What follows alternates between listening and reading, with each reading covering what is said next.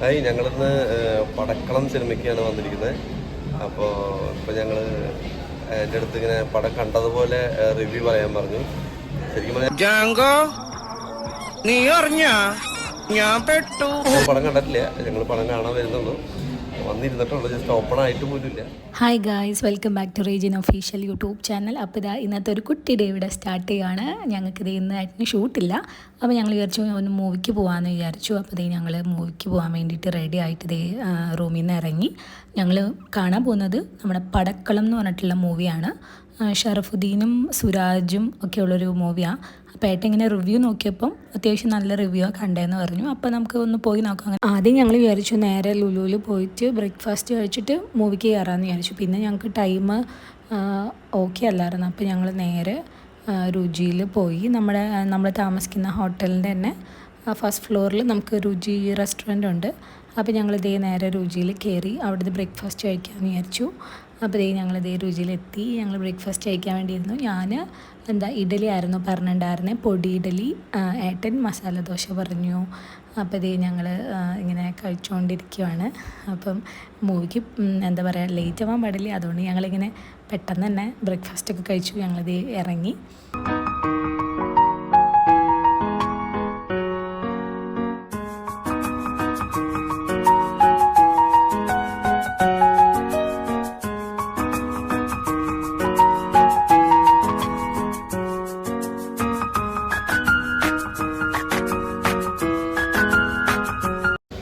Guys, എനിക്ക് ഇത്രയും വലിയൊരു പണി തരുന്ന ഞാൻ പ്രതീക്ഷിച്ചിട്ടുണ്ടായിരുന്നില്ല.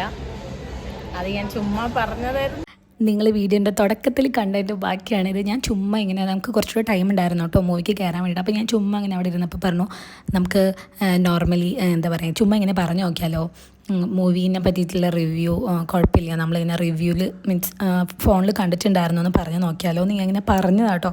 എന്നിട്ട് ഞാൻ വലിയ കാര്യത്തിൽ റിവ്യൂ കേട്ടത് വെച്ചിട്ട് പറയുമെന്ന് വിചാരിച്ചിട്ട് ഞാൻ ക്യാമറ ഓണാക്കിയ പാടന്നെ എന്നെ അങ്ങ് ട്രോളി. അതാണ് നിങ്ങൾ ഫസ്റ്റ് കണ്ടത്. അപ്പോൾ അത് ഞാൻ ചുമ്മാ ഒന്ന് പറയാമെന്ന് വിചാരിച്ചു. അപ്പോൾ അത് ഞങ്ങൾ മൂവിക്ക് കയറി. ടൈം ഉണ്ടായിരുന്നു. അപ്പോൾ ഞങ്ങൾ ഇങ്ങനെ കുറച്ച് ആൾക്കാരെ ഉണ്ടായിരുന്നുള്ളൂ കേട്ടോ. അങ്ങനെ വലിയ തിരക്കും കാര്യങ്ങളും ഉണ്ടായിരുന്നില്ല.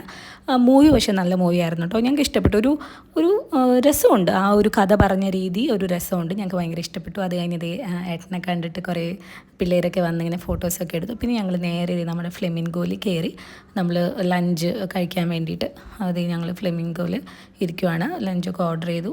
ഞങ്ങളുടെ ഫേവറേറ്റ് ആയിട്ടുള്ള നമ്മളെ ഡൈനാമിക് പ്രോൺസ് ആയിരുന്നു പറഞ്ഞിട്ടുണ്ടായിരുന്നത്.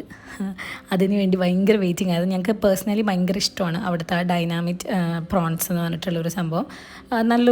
നല്ലൊരു ഫ്ലേവറാണ്. അങ്ങനെ ഭയങ്കര മസാല അങ്ങനത്തെ ഒന്നുമല്ല, പക്ഷെ നല്ല രസമാണ്. പിന്നെ ഇവിടുത്തെ പ്രസൻറ്റേഷൻ എടുത്ത് പറയണം കേട്ടോ. ഭയങ്കര അടിപൊളി പ്രസൻറ്റേഷനാണ് ഫ്ലെമിൻഗോൻ്റെ. ഓരോരോ ഡിഷസും ആയിക്കോട്ടെ ഭയങ്കര രസമാണ്. പിന്നെ അവിടുത്തെ ഒരു യാക്കിംഷി ഫ്രൈഡ് റൈസ്, അതും അടിപൊളിയായിരുന്നു. പ്രോൺസ് തന്നെയാണ് പറഞ്ഞിട്ടുണ്ടായിരുന്നത്. പിന്നെ ഒരു ബ്രൊക്കോളി ജിഞ്ചർ ചിക്കൻ പറഞ്ഞു, അതും നല്ലതായിരുന്നു. ബ്രൊക്കോളി അങ്ങനെ കുക്ക്ഡ് ഒന്നും അല്ല, ജസ്റ്റ് സ്റ്റീമും അങ്ങനെ ഒരുപാട് ഹെവി സ്റ്റീമിംഗ് ഒന്നും അല്ല, നോർമൽ റോ ആയിട്ടായിരുന്നു.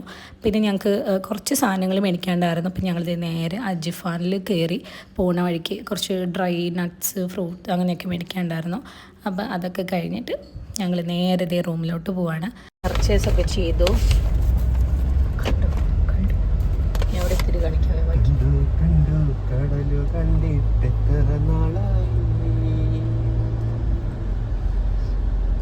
അടിക്കോ.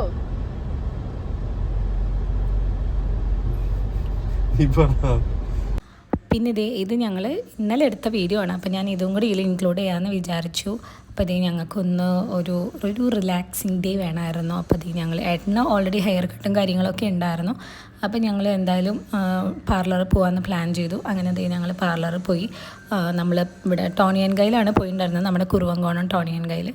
അപ്പോൾ അവിടുത്തെ സർവീസും കാര്യങ്ങളൊക്കെ ഞങ്ങൾക്ക് ഭയങ്കര കംഫർട്ടബിളാണ്. അപ്പോൾ ഞങ്ങൾ അവിടെ ആണ് കൂടുതൽ പോകുന്നത്. അപ്പോൾ എനിക്കൊരു പെഡിക്യൂർ ചെയ്യണമായിരുന്നു. അപ്പോൾ ഞാനിങ്ങനെ പെഡിക്യൂർ ചെയ്യാൻ വേണ്ടി ഇരിക്കുന്നു.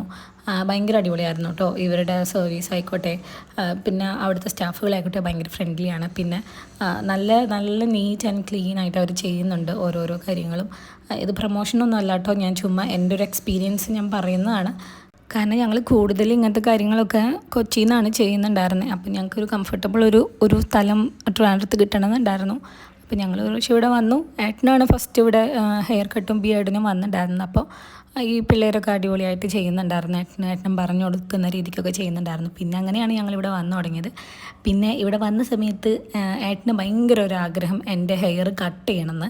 കാരണം കുറേ മുമ്പേ എനിക്ക് തോന്നുന്നു കല്യാണത്തിൻ്റെ ഒക്കെ മുന്നേ എൻ്റെ ഹെയർ ഷോൾഡറിനപ്പോൾ ഉണ്ടായിരുന്നുള്ളൂ.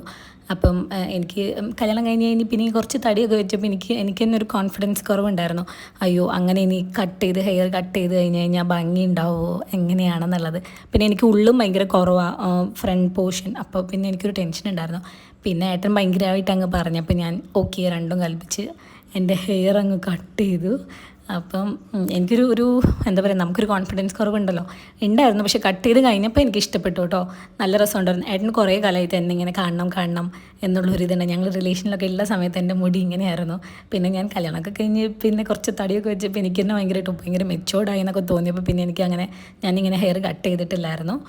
അപ്പം അങ്ങനെ എൻ്റെ ഹെയർ കട്ടും കൂടെ ഞാൻ ഇതിൽ ഇൻക്ലൂഡ് ചെയ്യുവാണ്.